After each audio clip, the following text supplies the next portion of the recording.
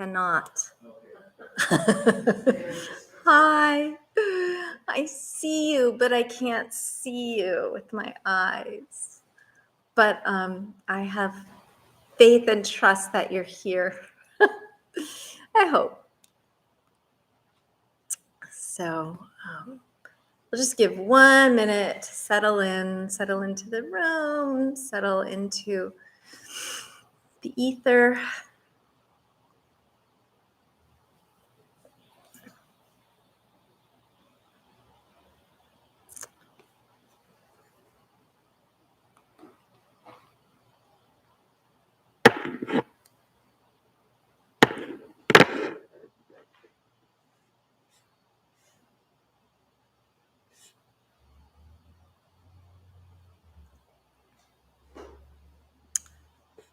And welcome.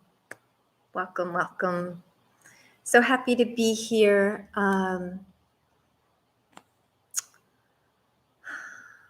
It's the new year, but it's the same old stuff.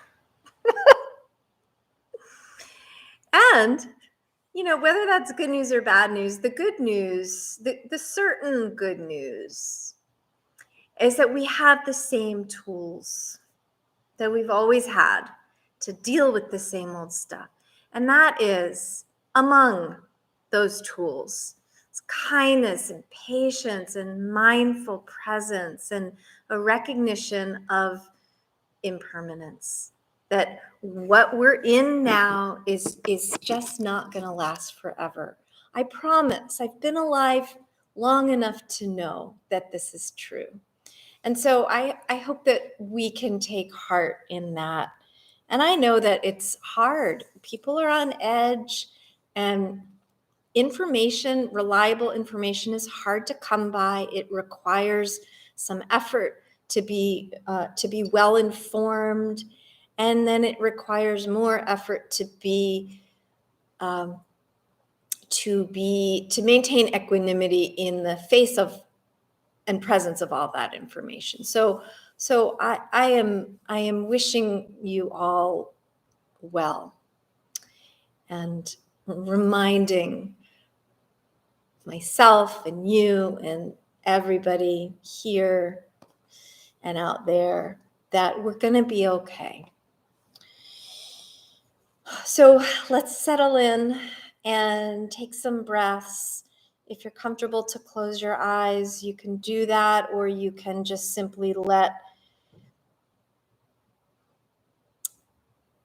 the lids of your eyes fall heavy. I'm trying to get this glare out of my eyes. That's what I'm trying to do.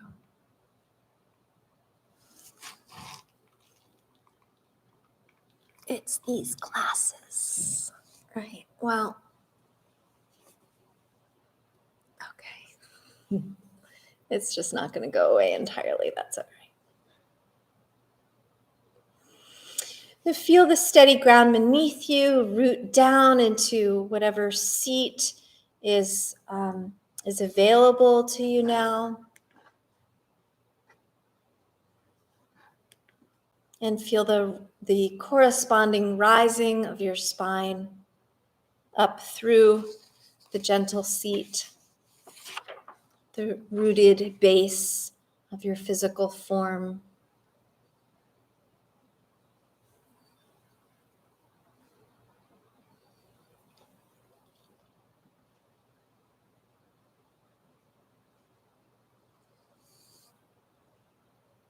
And then follow the trace of your breath, arriving in and departing back out.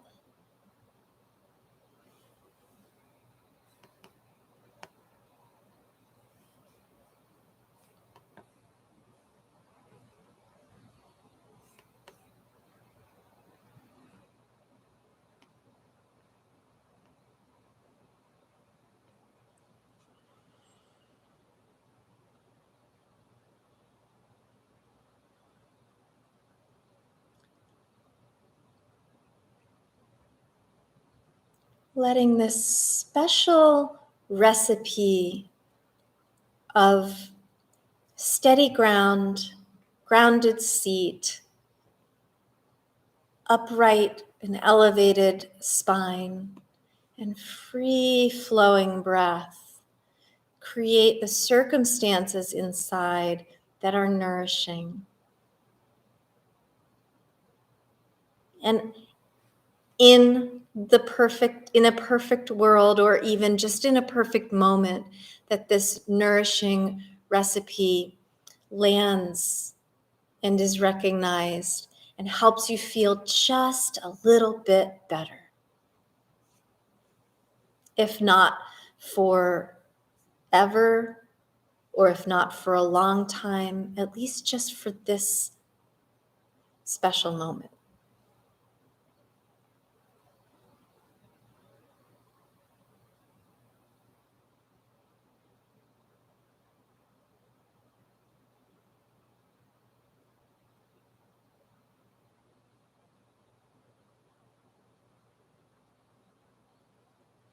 Perhaps you can tap into an easy, gentle presence of pulse inside.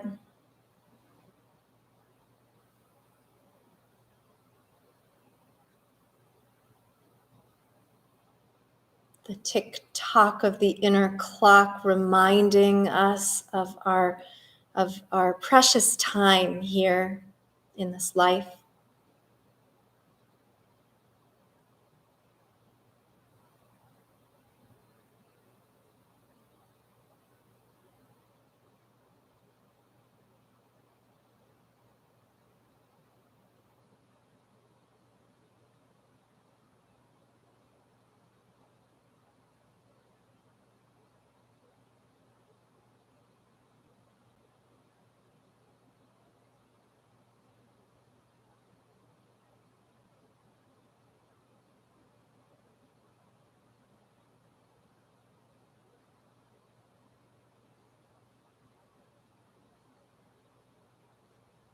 Watching the thoughts arise.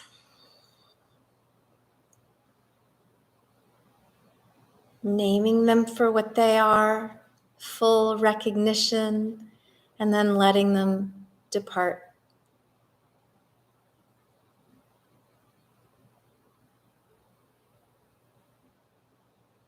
We begin again with every moment of acknowledgement of this presence right here, right now.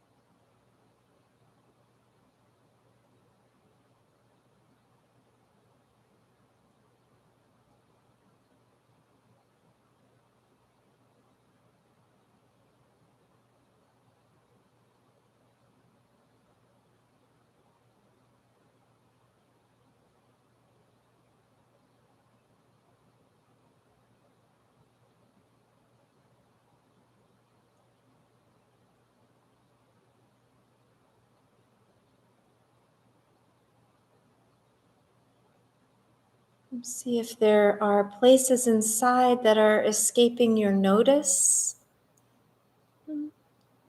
Tend to them gently, patiently, with easy breath. Just a sweet, friendly, patient hello. Perhaps to the hips or the shoulders or the mid-back or the feet. And the more of us that we can incorporate into this welcome arena of presence, then the more fully we can inhabit each moment as it comes up. And the less prevalent the past and future assaults might be. And a little bit of a fading to the background of all of that mind stuff that populates our consciousness that has nothing to do so often with this particular moment. The things that do have to do with this particular moment are right here in our hearts, in our bodies, in our immediate surroundings. Let's linger there for another moment or so. A few more breaths.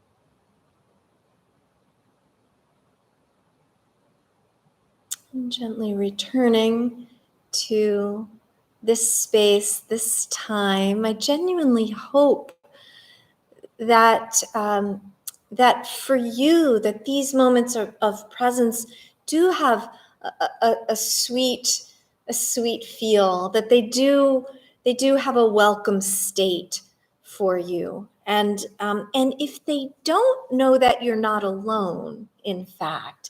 And in those moments, if the pull away is greater than the sweetness of the presence, then tend to that pull away. Adjust the cushion, grab the bite, answer the text. I don't care. And presence doesn't care. Presence wants us to be willingly there along with it. And whatever that requires, let's do that together, forgivingly and patiently. I think that's the best way into a truly meaningful and useful state of meditation, because a forceful approach is not going to work. Anyway, my theme tonight, the forest and the trees, is inspired by the practice of forest bathing. The Japanese call it Shinrin Yoku, and it means taking in the atmosphere.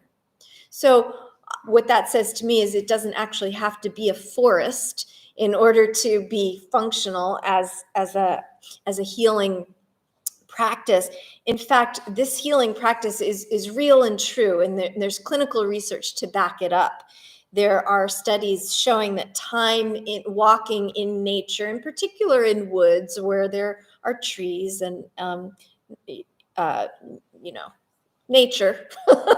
um, this one particular study that I'm citing identified a 2-hour walk, but I've seen other studies that required less time. And I know that 2 hours is a lot in the day of a working person. It is for me, but that a 2-hour forest walk significantly increased what are known as NK cells, and part of our innate immune system, lymphocytes, white blood cells that move through the lymphatic fluid in the body that attack infection and disease and reduce fight off virus. So super healthy. And other studies show there's a meta-analysis of some of this research show that spending time in nature has manifold positive outcomes that decreases in blood pressure, heart rate, stress hormones, decreases in the scores on the scale that evaluate anxiety and depression and fatigue and anger and confusion.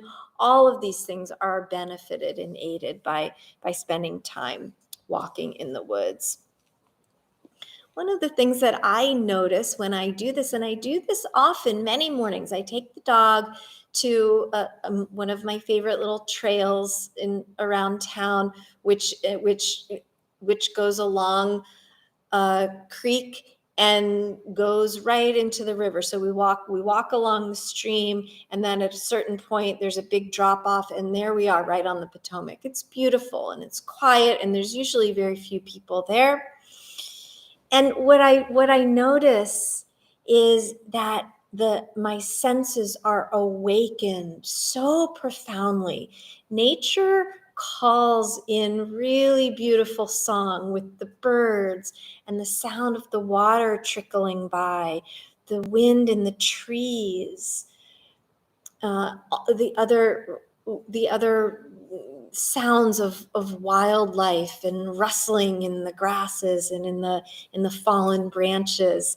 It's quite the symphony of beauty and reassurance. And it's also really lovely to chart the course of the seasons by the way that particular trail looks, given a cold winter's morning or a rich, flourishing summer day, and all of the spaces in between. I saw a picture on the internet of a sign at a trailhead that says, it looked like one of those warning signs, big, like, you are entering a stress-free zone. And I thought, yeah, how true, how absolutely true. There's also research about going outside barefoot. Now, as I give this talk tonight, it was 22 degrees this morning. It's going to be a little warmer, but still pretty cold tomorrow morning. Don't go outside barefoot when it's 22 degrees. However, in many more hospitable weather conditions, walking outside barefoot, even just on grass or any soil or dirt, has proven health benefits. And the reason is really interesting. So maybe you're familiar with what are called free radicals in the body. So these are cells whose atomic structure have lost their negative charge. And so it's the atom, and it only has the proton with it. So it has a positive charge. And this is one of those instances where it's positive in a negative sense. But the earth has a negative charge. Grass and soil and ground have negative charge. And we absorb those electrons when we place our bare feet on the ground. True story, look it up. So what this has been shown to do is to neutralize those free radicals, to add the negative charge to the atomic structure. And this has been associated with reducing inflammation, even reducing the growth of cancer cells. And I'm not suggesting that walking barefoot outside will cure anybody's cancer and necessarily exclusively prevent it. I am suggesting that these things are helpful as a part of a well-rounded and professionally advocated medical approach to whatever ails us. It takes the whole team, and these things are proven to be helpful. So nature heals, and we know this, which is a good opportunity for a little bit of a tree meditation. And once again, find yourself in a comfortable state, a shape in the body that feels welcoming to quiet presence. So whether it's a tall, alert seat or a comfortable reclined position or curled up in a fetal position. It doesn't matter, I promise. The thing that matters is the attention and the intention that we bring to the moment.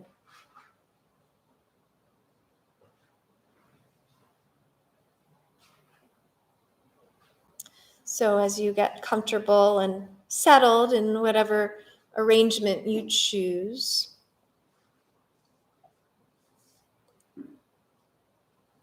feel your next inhale arrive. Let it fill you in volume that is long and wide and circumferentially profound. Let the torso expand like the canister that it is for the shape change that breath inspires.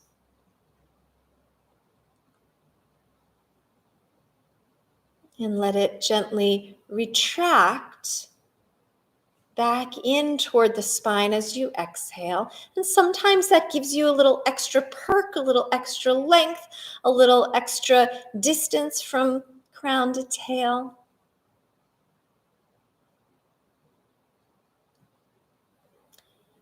And that little extra distance from crown to tail simply extends the length of the conduit for the earth's energy that we are in our bodies, like the trunk of a tree. So align your imagery or your awareness, if you choose to, with the image or the sense of a mature, deeply rooted, majestic tree.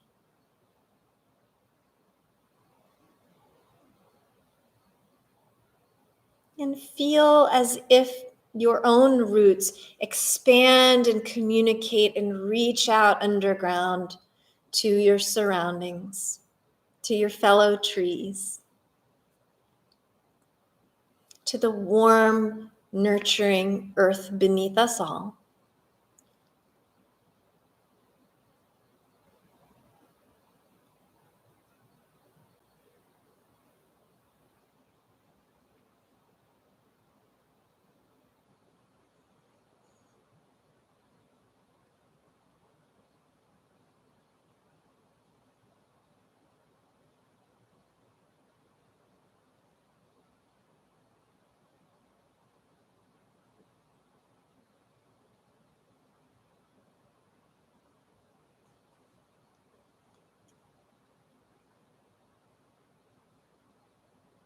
Continuing to breathe as if drawing sap up through the trunk and rooting back down.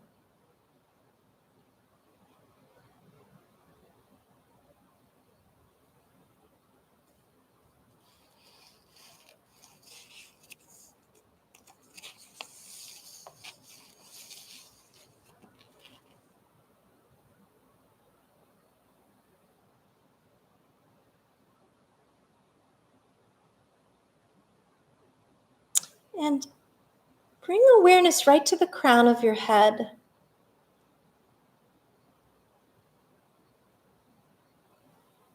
Take a few breaths as you feel into that space, perhaps some sensory awareness of that space is available to your present experience. And imagine that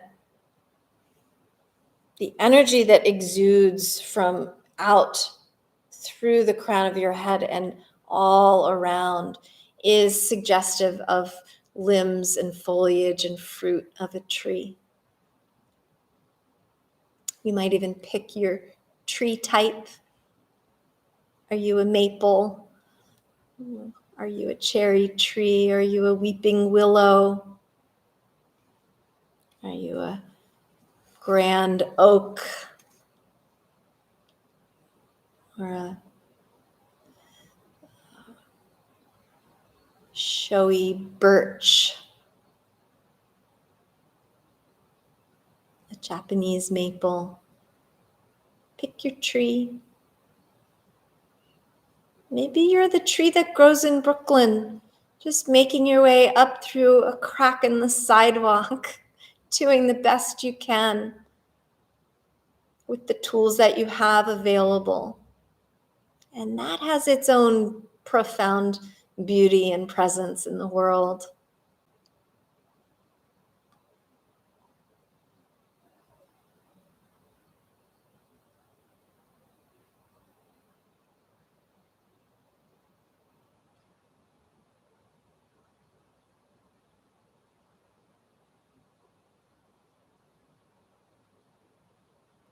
In yoga asana practice, we have the tree pose, and what matters most in that posture is not one thing or the other, not the balancing flourish of how high we lift the lifted foot, or whatever we do with our arms while we're balancing. It's that plus the steady, balanced, rooted stability of the one leg that maintains its deep earthly trust.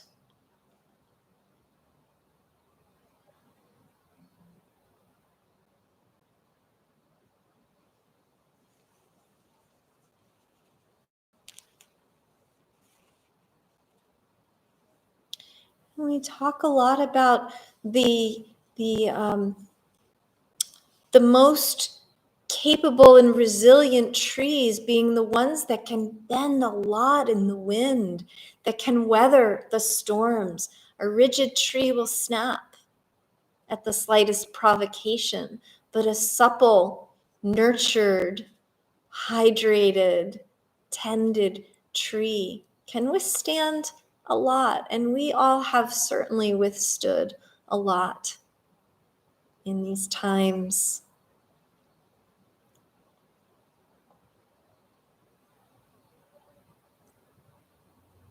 To celebrate that with your next breath.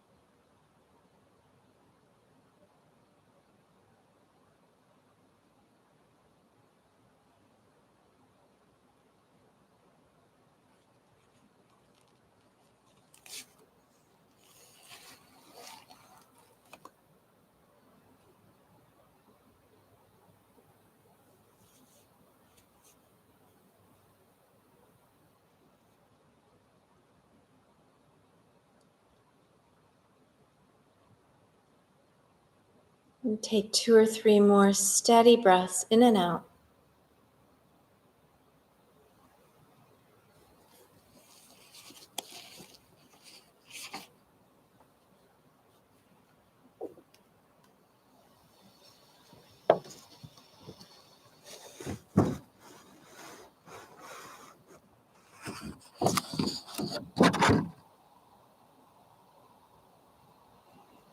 And then gently wake up your body, some gentle movement, some wiggling or some stretching or some fluttering of the eyes, and bring your awareness back to your immediate surroundings. And for the next little segment of talk, I want to touch on technology, and with all of its gifts and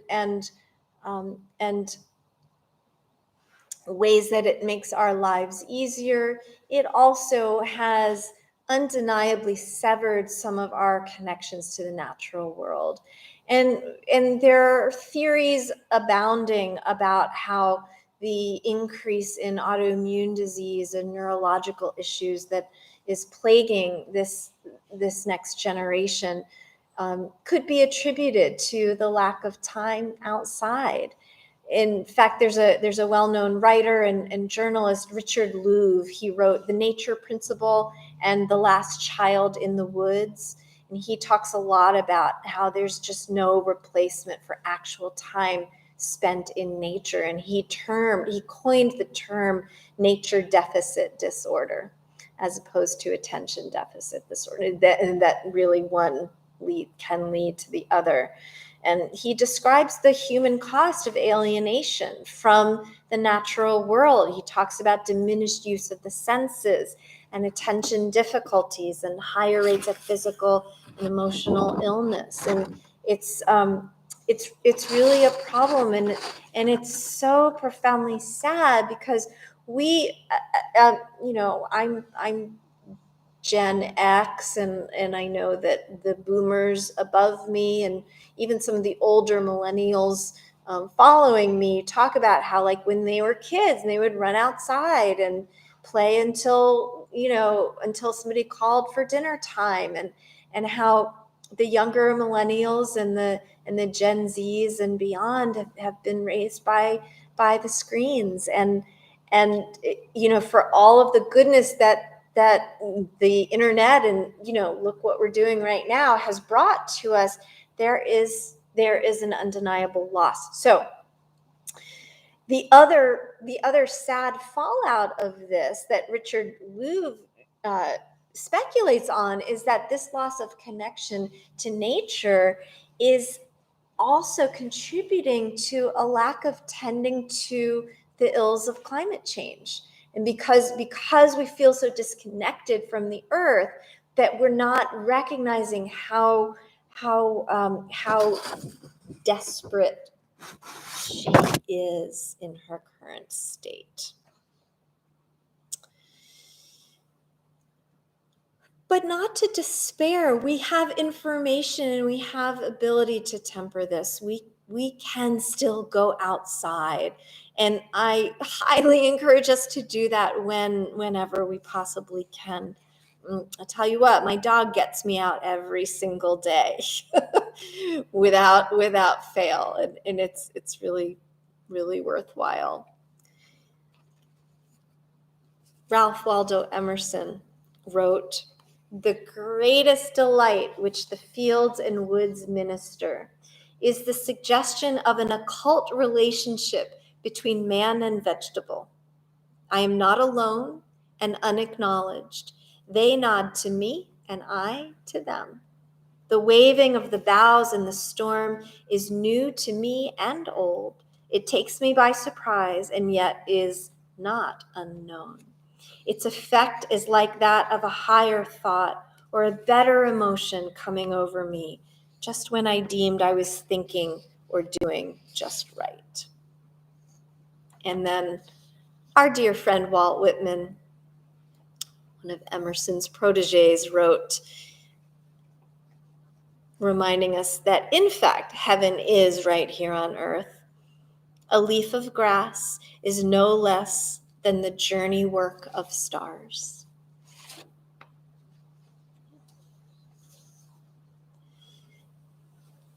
So now, in honor of Walt Whitman's Leaves of Grass and recognizing the connection of the heavens to earth and us as conscious human beings being a conduit for that connection, I would invite you, if it's comfortable and makes sense in your conscious realm, to picture stars now as you perhaps close your eyes or simply lower your gaze and contemplate the heavens. Put a little twinkle, twinkle, little star into the forefront of your mind. And could you perhaps envision that twinkling of the stars is happening right at the surface of your head and entering that porous space that is you? And what does a twinkle feel like inside?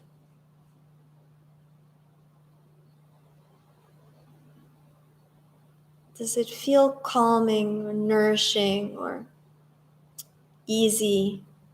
or reassuring, or refreshing.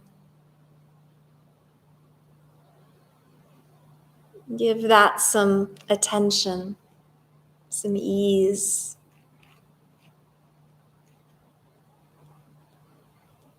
Some time and space.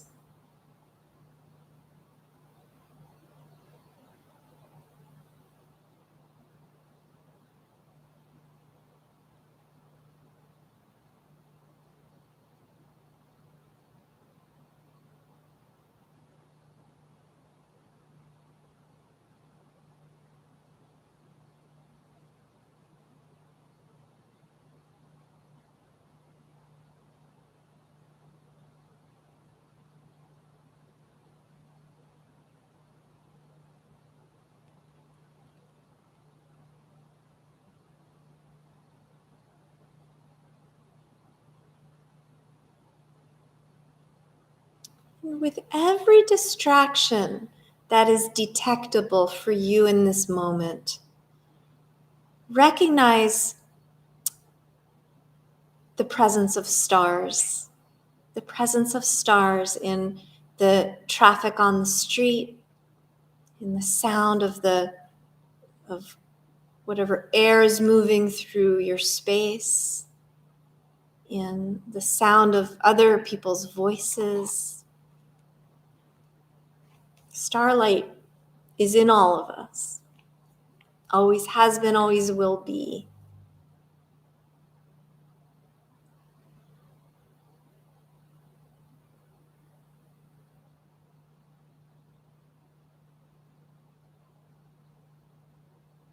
And if we're feeling limited in our capacity for conscious presence, if we're attaching our thoughts to predictions or anxieties or regrets or past experiences, then maybe we're attributing too much of a tree-like structure to those distractions and missing the forest for those trees. So let that starlight in.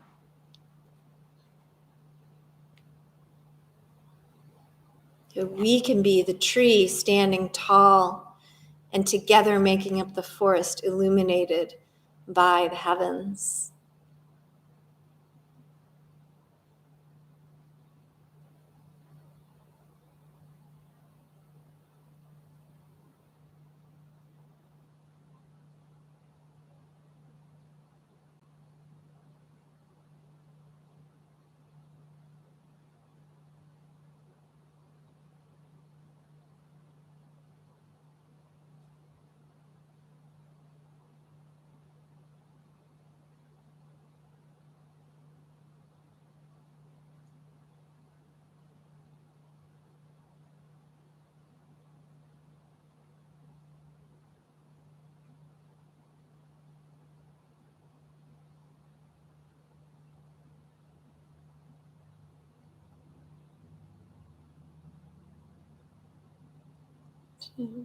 Add a little twinkle to whatever intrudes on your spacious presence of heart and mind.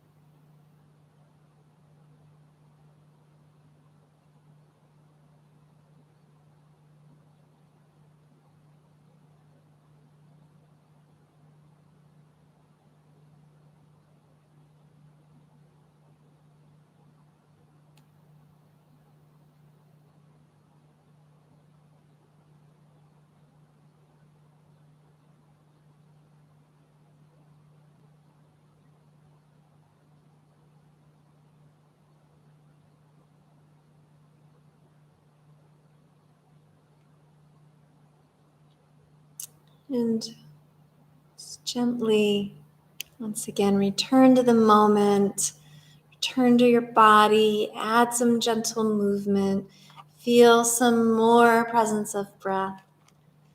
Gather your mind space. And if you'd like to bring palms together at the heart and just bow your head for the moment in reverence to the potential for divine presence that lives inside each of us. Thank you so much for joining me. Thank you. Thank you. Take good care, everybody.